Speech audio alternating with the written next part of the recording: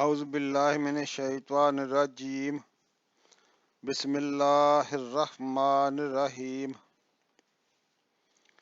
السلام علیکم ورحمۃ اللہ وبرکاتہ۔ ناظرین، آج میں آپ کو بے چینی اور بے سکونی کے وقت پڑھی جانے والی دعا کے بارے میں بتانے لگا ہوں۔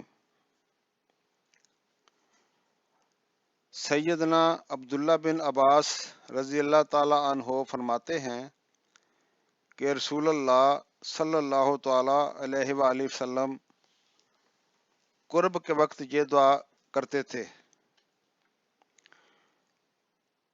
لا الہ الا اللہ العظیم الحلیم، لا الہ الا اللہ رب العرش العظیم، لا الہ الا اللہ رب السماوات ورب الارض ورب العرش الکریم، جس کا ترجمہ یہ ہے: اللہ کے علاوہ کوئی سچا معبود نہیں، عظمت والا بردبار ہے۔ اللہ کے علاوہ کوئی معبود برحق نہیں، عرش عظیم کا رب ہے۔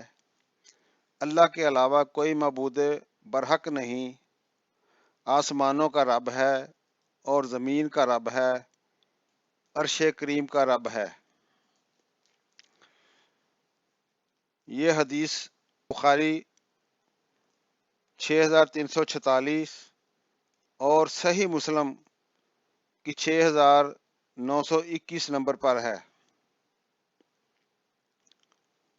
آمین یا رب العالمین، وما علینا الا البلاغ المبین۔